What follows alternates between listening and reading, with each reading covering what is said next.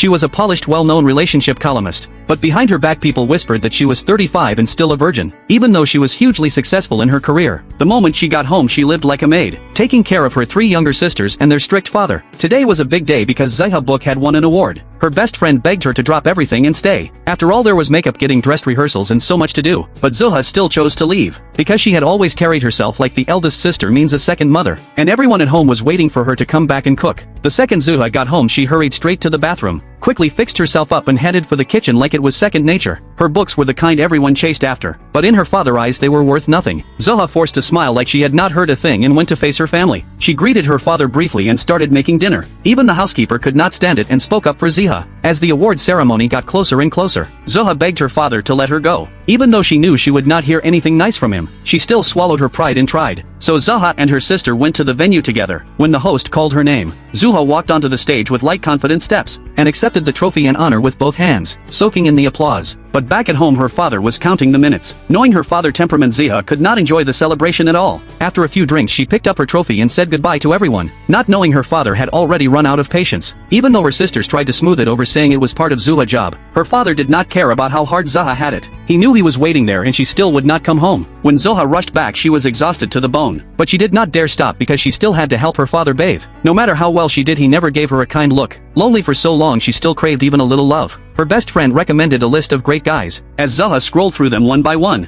a handsome doctor named Atai caught her eye. She accidentally sent a message and it startled her, and just like that they started chatting back and forth. They talked until late at night and neither of them wanted to sleep, and early the next morning they started again. But in the adult world Atai did not want it to stay as only online chatting every day. A few words pulled Zuha right back to reality, and she decided to delete the app. Sitting by the window she could not calm down for a long time. Today was the day her youngest sister Angel tried on wedding dresses. Seeing Angel in the gown, Zuha felt truly happy for her. She wished their late mother could have seen it. When everyone went home laughing, sharing the invitations her fiancé had sent, they saw Zuha with a dark face and it annoyed the second sister Sarah. She mocked her, saying an old maid at her age could not stand seeing others happy, acting like some independent city career woman on the outside, but really just their father's servant. If people knew what Zuha life was really like, her career would definitely start sliding downhill. Every sentence stabbed Zuha right in the heart, but she kept holding it in. Sarah got more and more worked up and nobody could talk her down, until their father heard the shouting and came over. He snapped at Sarah, saying, "No matter what, she is still your sister. How can you talk to your sister like that?" Sarah ran back to her room in tears, and Zuha still had to pretend everything was fine and go comfort her. Sarah apologized to her sister, saying she did not mean it, but once the emotions hit she could not control herself. She said she loved her sister more than their father and anyone else. Zuha acted like none of it mattered, but when the house got quiet at night, her sister's words still echoed in her ears, and she could not settle down. So she picked up her phone and opened the app again, and started talking with Atai again. They had not even heard each other's voices. Atai had not even seen a photo of Zuha, yet they chatted non-stop like teenagers glued to their phones. In just a few days it felt like they had known each other forever. A man she had never even met in person had Atai completely hooked, to the point he wondered if something was wrong with him. Since he started talking with Zuha he found himself smiling more, and Atai missed her more and more. If they could not video chat, at least let her hear his voice. Then Zuha went with her sisters to a bar, to celebrate her sister's upcoming wedding.